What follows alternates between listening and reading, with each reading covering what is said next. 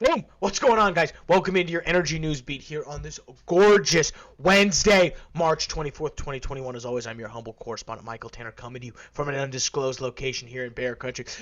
Joined by the executive producer of the show, the purveyor of the show, and the director and publisher of the world's greatest website, EnergyNewsBeat.com, Stuart Turley. My man, how we doing today? It's a beautiful day here in the neighborhood, and it's a beautiful day. Yeah, no, it's a good day.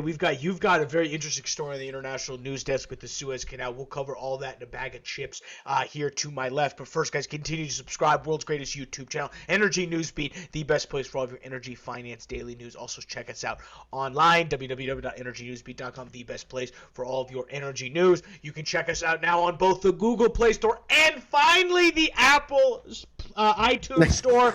You can download our app, the Energy Newsbeat. I don't actually have my phone on me, but you can go to it if you're an iPhone user and download it. So we finally got the whole world coming in. It'll be great. We're just going to be feeding stories. It's legitimately a way to never miss out on anything going on for Energy Newsbeat. Yeah, interesting day on the markets too. I'll read top line indices. SPY finishes flat, about a fourth of, or about 0.04 percentage points in the upside. Nasdaq shaves off 3/4 of a percentage point. Dow Jones up 40%, or about 0.4 of a percentage point. 10-year yields actually drop about a basis point, so pretty much standing heavy. Really, it looks like there's a tech sell-off going, more of a market rotation on the Nasdaq side. The other thing that happened today was Jerome Powell and Treasury Secretary Janet Yellen. They were a second day of their virtual Capitol Hill meetings, this time with the U.S. Senate Banking Committee. Powell said he expects the economy to experience superior growth in 2021. His quote was, "There's going to be a very, very strong year in a most likely case. There are, of course, a lot of risks to the upside and the downside, but it should be a very strong year from a growth standpoint. Longer run, we do raise revenue. We have to raise revenue, support permanent spending that we want to do." So he's actually thinking about how to increase revenue. It's good to hear, Stu. So they're not just trying to increase inflation. Intel popped today. COVID-19 cases are rising, not reflected in today's numbers. Oil was up huge today, and we'll talk about partly why. It's up 5 percentage points, 60.91, Stu. Holy smokes. 60.92 after we saw it get down to 57 yesterday. Now seeing 60, good number. Brent trades only up about 1% on the upside, 64.18. Back end of the curve, 59.84. As mentioned, Stu's going to cover some of the crude oils.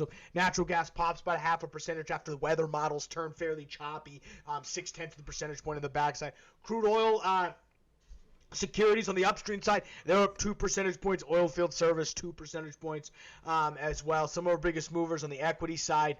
Starting with the downside, QEP loses 4 percentage points. Evolve Infrastructure, they're down 25. Let's see who else we like in that top group. Vine Energy, Battalion, Haldor Energy, they're all down big, but those are more small cap companies. On the upside, good numbers, guys. Bonanza Creek, they're up 9 percentage points. Callan, they're up 10. Ring Energy, after being down huge yesterday, they pop 11 percentage points. The High Point Resources trades up 110 percentage points. But again, they're selling out to Bonanza Creek, so there's just some finicky stuff going on there. All right, I need some updates. Suez Canal, Stu. It's blocked. That's what's causing oil prices to pop. Give us an update. Well, it's kind of funny. The ship, the Ever Given, is actually I 400 love it. meters long.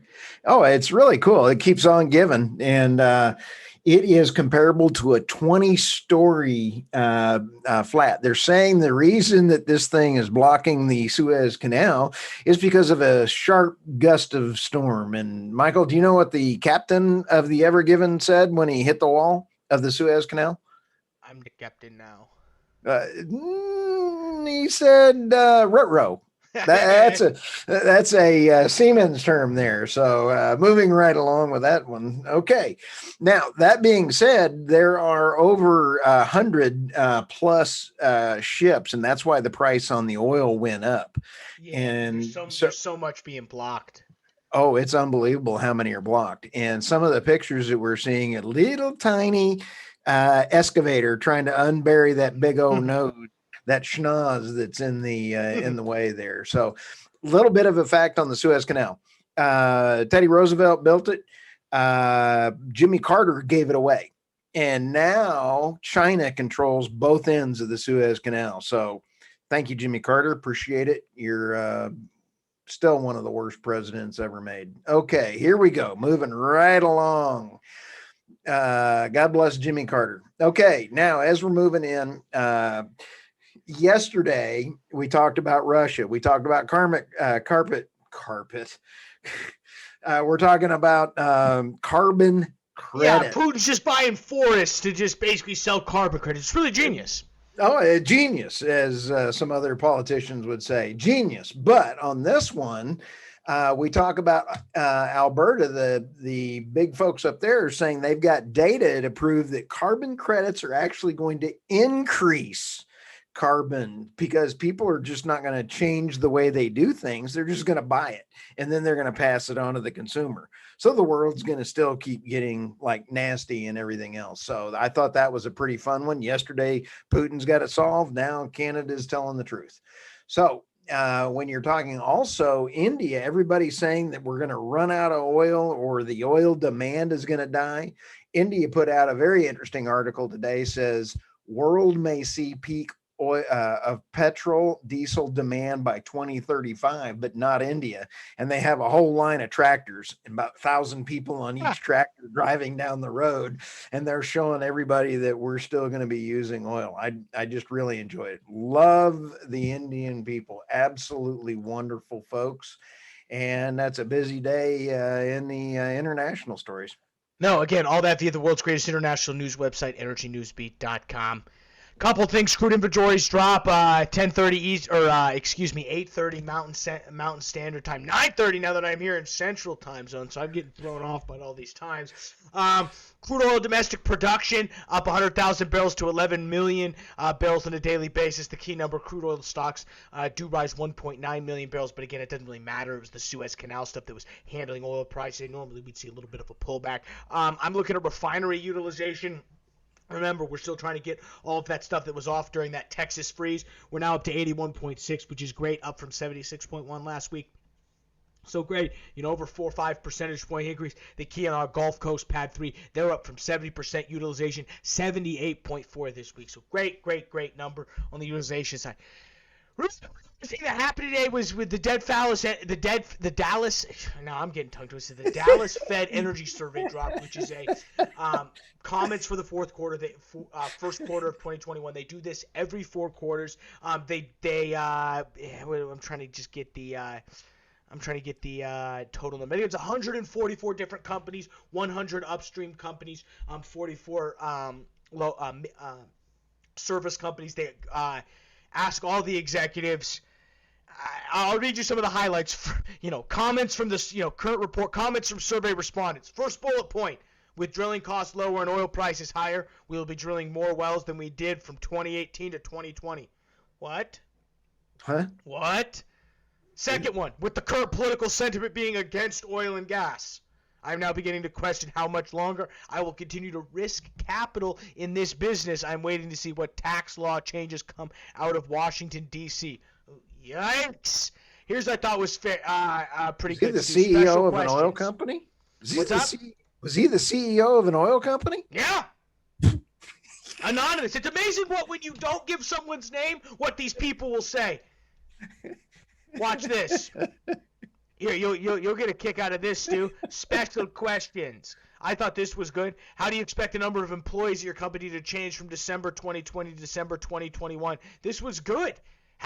Slightly over half, about 53% of the executive expected their headcount to remain unchanged. 39% expected to increase. 4% nice. expect, only 7% expect it to decrease. So that's great. 93% either nice. Same, slight, or significant. So I mean, we'll take that, Stu. That's here's some good other news. interesting.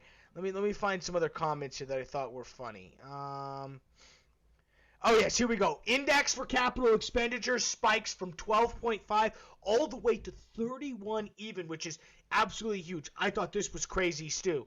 After 7 consecutive negative readings indicating contracting payrolls, the aggregate employment index turned positive, rising from negative 11.7 to 8.4. Unbelievable. That's great. Here's the other thing, Stu. 6-month outlook. In terms of the industry outlook, it's called an outlook index. rose from 21.6 to 70.6, which is the highest reading in the survey's 5-year history. Somebody's bullish, Stu. Somebody on that. There's a bunch of bulls on that survey. There's that one bear who thinks Biden's going to put him out of business. But outside of that, what were your thoughts on all this?